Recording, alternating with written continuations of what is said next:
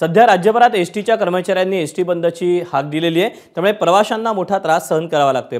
आणि या सगळ्या पार्श्वभूमीवर आता गुणरत्न सदावर्ते यांची प्रतिक्रिया येते, ते काय म्हणतात पाहूया। जी सांगत सुटलेत बंद करत आहोत, ही रिटायर्ड हार्ट आहेत। ही गॅलरी मध्ये बसून तुम लढो हम कपडे सांभाळो म्हणणारी औलादी आहेत। ह्या ज्या औलादी आहेत, ह्या औलादींनी एक पत्र दाखवावं की त्यांनी सही करून जिम्मेदारी स्वीकारली आहे की आम्ही बंद करत आहोत। अरे बेशरमांनो, माध्यमांसमोर येऊन सांगता की आम्ही धरणे करणार आहोत आणि कष्टकऱ्यांना सांगता बंद करा। ही नालायकी कष्टकऱ्यांनी तुमची। जेव्हा कष्टकऱ्यांनी आझाद मैदानामध्ये 124 कष्टकऱ्यांनी आत्महत्या केल्या 7व्या वेतन आयोगासाठी, त्याच वेळेस तुमची ही नालायकी ओळखलेली आहे। आणि तो बंद नव्हता, तो दुःखवटा होता नालायकांनो।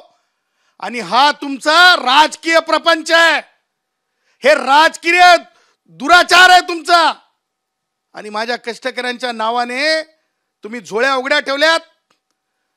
कोणत्याच परिस्थितीत सीएनजी बसचं सीएनजीत रूपांतर करणाऱ्यामध्ये कोणालाच पैसे मिळणार नाही, टक्केवारी मिळणार नाही। बीओटीच्या कामात कोणाला टक्केवारी मिळणार नाही, कोणत्याच खरेदीमध्ये पैसे मिळणार नाहीत। हे कान उघडून लक्षात ठेवा। तुम्ही हे जे सगळं काही थोतांड चालवलंय उद्धव ठाकरेच्या लोकांनी, म्हणजे महाविकास आघाडीच्या लोकांनी आणि शरद पवारच्या लोकांनी, याचा गमक वेगळा आहे। तुम्हाला मी सांगतो, आपल्या माध्यमातून आज पहिल्यांदा एक मोठी गोष्ट सांगत आहे।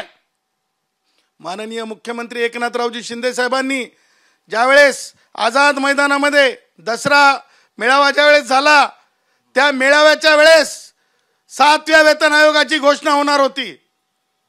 तशा प्रकारची चर्चाही कष्टकरी जनसंघाने केलेली होती।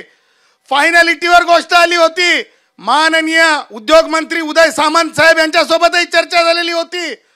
सगळं झालेलं असताना केवळ 5% जे असतात, म्हणजे जर करार केले तर मिळत असतात, हे शरद पवारांच्या संबंधित विचाराच्या संघटनेच्या तोंडाला रक्त लागलेलं आहे।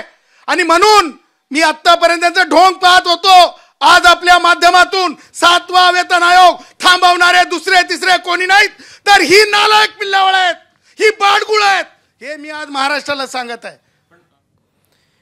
तेव्हा आता जे एसटी कडून आंदोलन केले जाते, कर्मचाऱ्यांकडून जे आंदोलन केले जाते, ते महाविकास आघाडीकडून प्रेरित असून या सगळ्या पार्श्वभूमीवर हा केवळ राजकीय प्रपंच असल्याचा आरोप गुणरत्न सदावर्ते यांनी केला। एबीपी माझा, उघडा डोळे बघा नीट।